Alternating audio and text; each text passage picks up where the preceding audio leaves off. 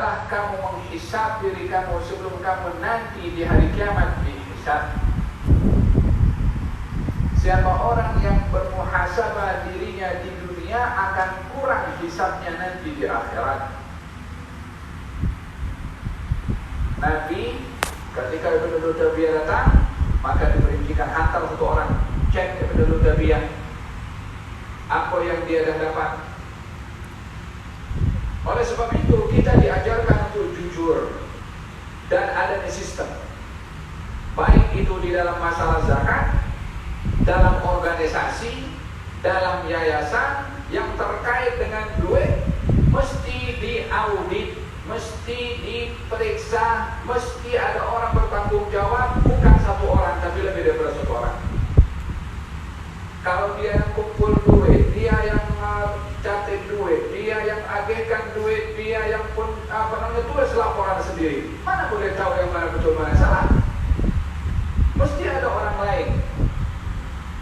Ibnu Lutabiyah tugaskan untuk pergi, balik orang lain yang hisab, orang lain yang perhitungkan, supaya apa yang ditugaskan betul-betul transparan, adil, jujur, dan tidak ada madkhal, tidak ada ruang untuk menuduh kepada sesiapapun akan ketidakjujuran. Faham tak? Walihada falamma jaa hasabahu, Ibnu Lutabiyah ketika datang membawa zakat dihisab oleh Nabi. Dihisab itu dihantarkan orang dan Nabi sendiri ambil tindakan, yakni diperincikan oleh Nabi SAW. Kalau orang bagi duit beli barang, bagaimana barangnya, mana resipnya. Ini masalah, bukan masalah dia percaya tak percaya, jujur tak jujur. Ibnu Lutabiyah sahabat Nabi.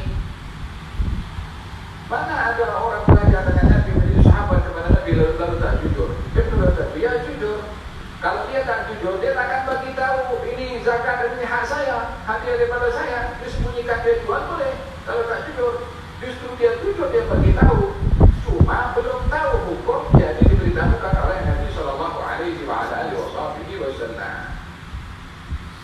Nah, itu masalahnya bukan kepada kejujuran seseorang atau tidak, tapi ini sistem, tapi ini peraturan, tetapi ini terkait dengan publik. Maka dalam hal ini transparan akan dilihat dengan adanya bukti. Paham dong? Hukum mesti ada bukti.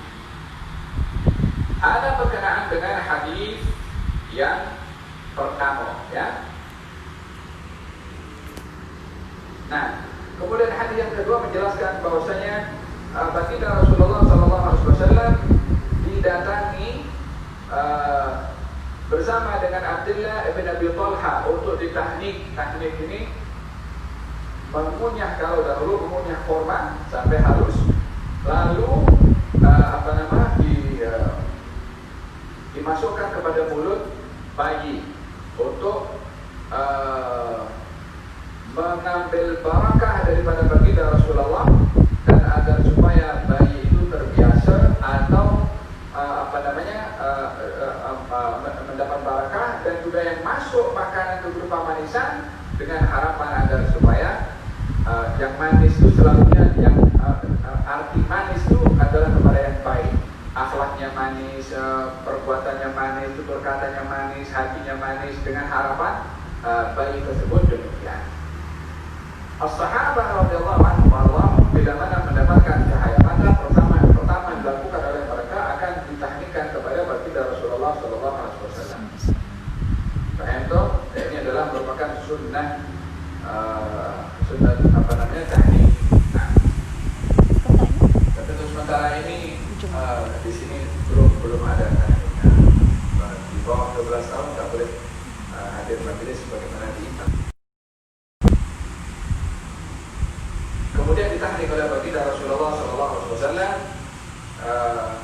Bahwa wafaituhu, aku dapati beliau sedang memberi tanda kepada anak onta atau onta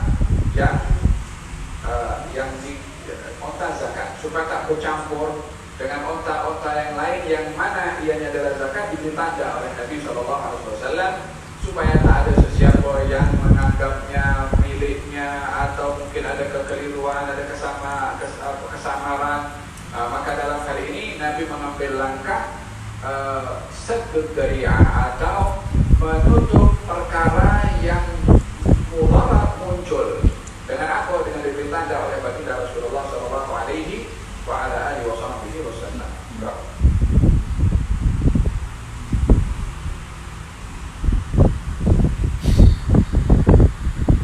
Sadaqatul fitr.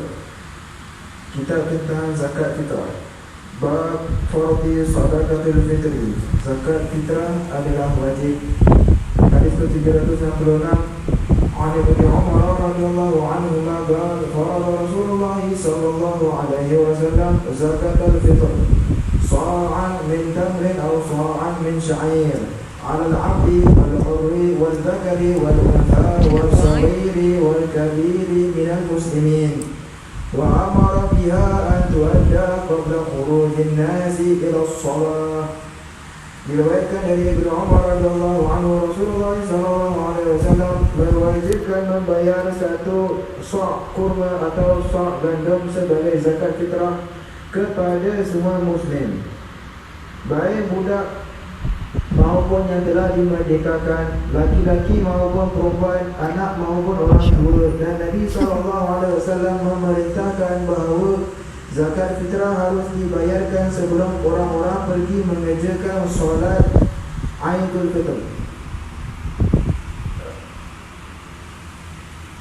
Bab zakat fitrah diberikan sebelum solat Aidul Fitr. Bab sadaqati qabla al-Aid. Hadis ke-767 an Abi Sa'id al-Khudri radhiyallahu anhu qala kunna nukhriju fi ahli Rasulillah. Allah is the most loving. Kak Jan nanti bagi tips macam mana nak buat semua amal dengan ilmu. Masya Allah, doakan Kak Jan. Kak Jan pun perlukan masa dah. Diriwayatkan dari Abu Sa'id al-Khudri radhiyallahu anhu, pada masa hidup Rasulullah sallallahu alaihi wasallam kami memberikan satu sa' makanan. Bab sadaqatul fitri 'ala al-hurri wal mamluk. Zakat fitrah diwajibkan kepada seorang budak yang dihamba seperti halnya diwajibkan kepada muslim yang lain. Hadis ke-768 an Ibnu Umar radhiyallahu anhuma qala Malam ni tak ada kelas di hari 24/7. sa'an min sya'irin aw sa'an min tamrin 'ala as-saghiri wal kabiri wal hurri wal Sebab malam ni ada kelas lain. Diriwayatkan dari Ibnu Umar radhiyallahu anhu, Dengan Habib Ali sallallahu alaihi wasallam telah mewajibkan zakat fitrah satu sa' gandum atau satu sa' kurma kepada orang tua maupun kanak-kanak, kepada orang merdeka maupun hamba sahaya. Nah, di antara macam-macamnya zakat adalah zakat fitrah. Zakat ini terbagi kepada 6 bahagian. Yang pertama adalah zakat an-na'am, zakat binatang ternak, yaitu lembu, kemudian kambing, kemudian unta. Kemudian zakat naqdan, yang kedua emas dan perak. Yang ketiga zakat amwal tijarah, zakat perniagaan. Yang keempat zakatul ma'din, kekayaan bumi berupa emas dan perak. Yang kelima zakatul rikaz, harta karun, yang ianya harta karun yang ada tanda-tanda yang sebelum datangnya Islam. Yang keenam adalah zakatul zuru' wal mu'asyarat, zakat tanaman, yaitu biji-bijian seperti gandum, beras, jagung, kemudian zabib, kismis, dan juga kurma. Ya. Ini 6 kategori zakat yang terkait dengan rutinnya setiap hari atau setiap tahun adalah zakat fitrah. Diasingkan zakat fitrah daripada 6 karena kita ada syarat-syarat tersendiri. Yang zakat fitrah ini karena jatuhnya setiap malam hari raya Idul Fitri. Zakatul fitrah ini diberi nama zakat fitrah daripada zakat al-fitr, atau dia ada dua, zakat al-fitr atau zakat fitrah. Diberi nama zakat fitr kepada kenapa fitr itu daripada aftarah, yakni buka puasa. Karena kewajiban zakat fitrah itu pada malam hari raya, di di mana malam itu malam berbuka puasa dan tak ada lagi puasa keesokan harinya, maka dinamakan zakat fitrah karena kewajibannya wajib pada malam hari raya Idul Fitri. Diberi nama zakat fitrah. Kalau tadi fitir kembali kepada buka puasa, fitrah yakni kepada tahara atau suci. Karena pada malam hari raya itu kewajiban mengeluarkan zakat fitrah disebabkan malam itu bila mana orang mengeluarkan zakat fitrah akan mensucikan dirinya, yakni orang yang berpuasa. Di dalam hadis Nabi Muhammad SAW beliau bersabda, "Farada Rasulullah SAW zakat al-fitr." Baginda SAW mewajibkan zakat fitrah. Ianya adalah tuhratun lis-shaim, mensucikan kepada orang yang berpuasa minal lagwi wal rafath. Itu dekat kedai kot. Daripada lama dan juga daripada rafat. Rafat ini mungkin kata-kata yang membawa kepada muqaddimatul jima', kata-kata yang kurang baik mungkin terkeluar ketika berpuasa, yang ianya adalah tidak sepatutnya orang berpuasa mengeluarkan kata-kata demikian. Zakat fitrah itu faedahnya menjadi penutup kepada kekurangan puasa seseorang. Mungkin dalam kata-katanya, mungkin dalam perbuatannya, mungkin tindakannya, ianya akan di-cover dengan mengeluarkan zakat fitrah tadi. Oleh sebab itu zakat fitrah ini dikatakan zakat fitrah, artinya khilqah atau taharah, kesucian, karena akan mensucikan orang yang berpuasa bila mana mengeluarkan zakat fitrahnya daripada kekurangan yang dia lakukan saat dia berada dalam keadaan berpuasa. Ini arti zakat fitr atau zakat fitrah. Ya, ada dua, zakat fitr atau zakat fitrah. Zakat ini juga diberi nama zakatul badan. Zakatul badan, zakat badan atau zakatun nafsi, zakat sendiri. Karena kewajiban zakat fitrah ini adalah kepada setiap orang. Berbeza dengan zakat harta, zakat emas perak, zakat perniagaan, semua ianya terkait dengan harta. Tapi yang zakat fitrah terkait dengan diri sendiri. Karena badannya, karena tubuh badannya, makanya diberi nama zakatul al-badan. Zakat badan, maksudnya zakat diri sendiri. Diwajibkan zakat fitrah ini bersamaan dengan kewajiban zakat yang lainnya, yaitu pada tahun kedua daripada hijrahnya Nabi Muhammad sallallahu alaihi wasallam. Hikmah daripada zakat fitrah, yang pertama, jawabir, penutup kepada kekurangan yang ada pada puasa. Bila mana orang berpuasa mungkin terkeluar kata yang kurang manis, perbuat tindakan yang kurang baik, zakat fitrah mengcover kekurangan-kekurangan tadi. Yang kedua, zakat fitrah ini faedahnya adalah tu'matun lil masakin, adalah memberi kegembiraan kepada orang miskin. Zakat fitrah pada malam hari raya, esok hari raya orang miskin pun boleh makan. Yang boleh sama dengan yang lainnya, tak ada kelaparan. Ini hikmah daripada zakat fitrah. Hadis daripada Abdullah bin Umar radhiyallahu anhu, katanya baginda Rasulullah SAW mewajibkan zakat fitr sa'an, yakni satu sa'. Satu sa' itu kalau ikut kilogramnya lebih kurang 2,7 kilo. Dan 2 kilo 700 gram lebih kurang.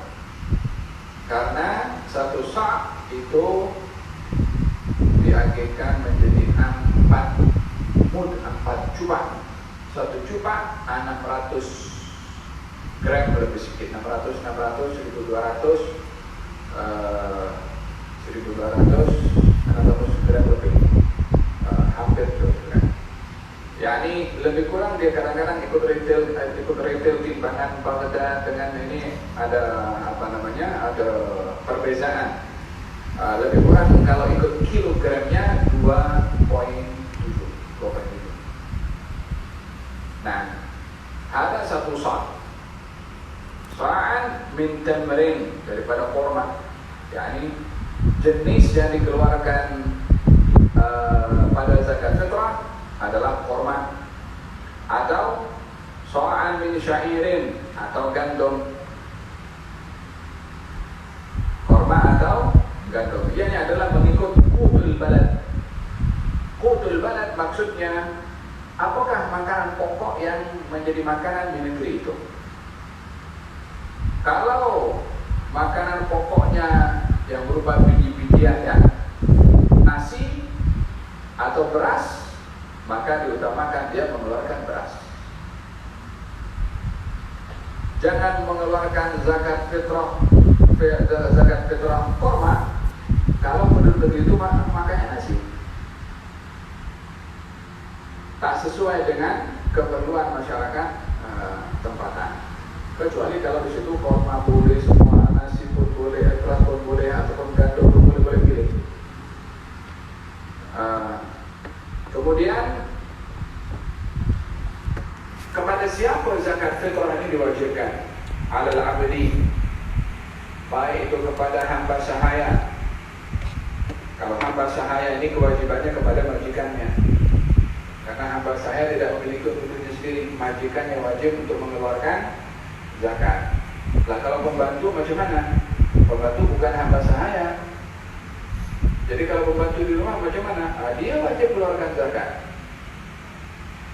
Bukan majikannya keluarkan zakat, bukan majikannya, pembantu itu yang keluarkan zakat.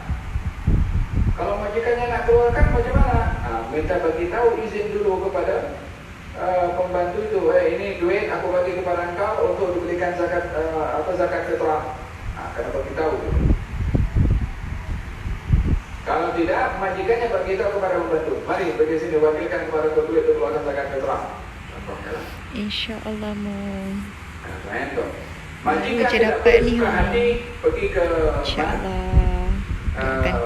masjid kepada amil, ini zakat saya untuk keluarga saya dan untuk pembantu saya, tanpa minta izin kepada pembantunya. Itu kewajiban bukan kepada majikan, kepada pembantu itu wajib keluarkan zakat. Sama juga dengan pekerja kontraktor, kalau dia bekerja bukan majikan, itu pekerja yang wajib untuk keluarkan zakat. Sebab ini kewajiban kepada individu, namanya zakatul badan. Setiap badan orang muslim maka wajib untuk keluarkan zakat fitrah.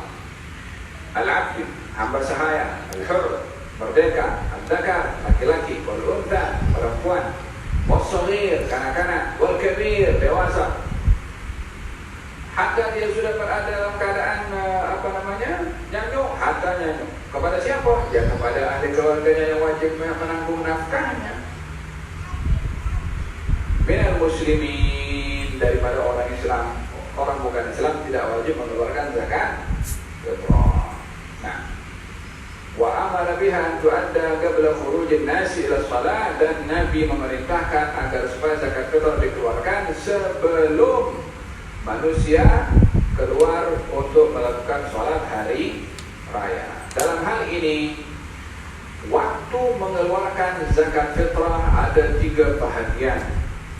Yang pertama, waktu jawaz. Waktu al-jawaz. Bila waktu al-jawaz, waktu yang boleh,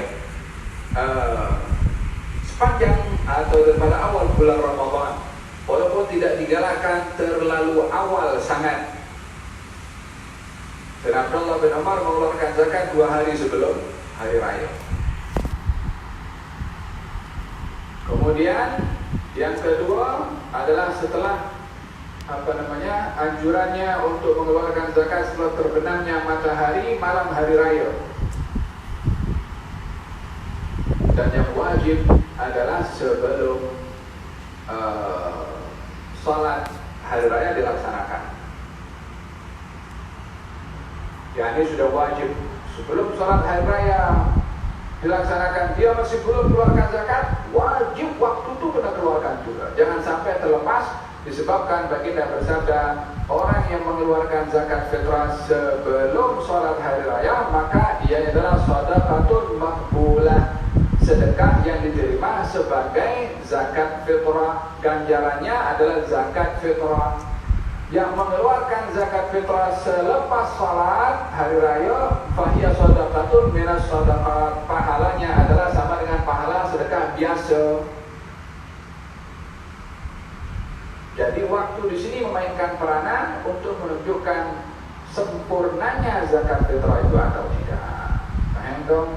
Ada berkenaan dengan masa antara waktu jawaz dengan waktu istihbab, waktu anjuran dan waktu yang wajib untuk mengeluarkan zakat fitrah. Diwajibkan zakat fitrah ini untuk dirinya dan orang yang ditanggung nafkahnya.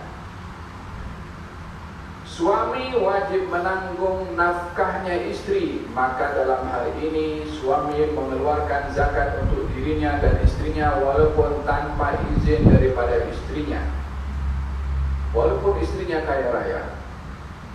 Sebab ini tanggung jawab suami.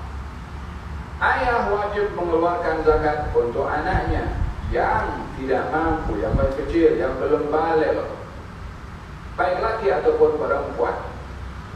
Adapun anak yang sudah balik, kewajiban untuk mengeluarkan zakat fitrah kepada anak itu sendiri, bukan kepada ayahnya, kecuali kalau anak itu kurang upaya. Maka dalam hal ini anak yang sudah balik bertanggung jawab untuk mengeluarkan zakat fitrah untuk dirinya, sebab dia balik dah wajib puasa, wajib sholat, termasuk juga wajib mengeluarkan zakat fitrah untuk dirinya. Dalam hal ini tidak boleh ayah itu datang pergi ke ambil zakat, aku keluarkan zakat untuk aku dan anak-anakku. Anaknya sudah umur 20 tahun. Kalau anaknya tak mampu macam mana? Dia kena beritahu kepada anaknya, minta izin kepada anaknya. Seperti kewajiban kepada anaknya, diwakilkan oleh anaknya kepada ayahnya untuk mengeluarkan zakat fitrah. Hendak, kecuali kalau perempuan, maka sebagian ada mengatakan kalau perempuan ini masih tanggungan ayahnya sampai berkahwin. Ada mengatakan tidak wajib kalau sudah balik. Tayyib, ada berkenan. Tayyib, kalau seorang anak orang tuanya kurang upaya atau sudah berusia, maka dalam hal ini anak wajib keluarkan zakat orang tuanya tadi. Ayahnya yang sudah lanjut usia, yang sudah nafkahnya ditanggung oleh anaknya, maka zakat fitrahnya pun juga anaknya wajib untuk mengeluarkan. Ya. Ada berkenaan dengan zakat fitrah. Nah, ada shaghir wal kabir, kecil, dewasa. Tayyib. Kewajiban zakat fitrah ini adalah kepada muslim. Dan yang tadilah hamba sahaya ke merdeka ke kanak-kanak ke semuanya. Yang kedua, wajibnya adalah mendapati sebahagian masa Ramadan dan mendapati sebahagian masa hari raya Idul Fitri. Maksudnya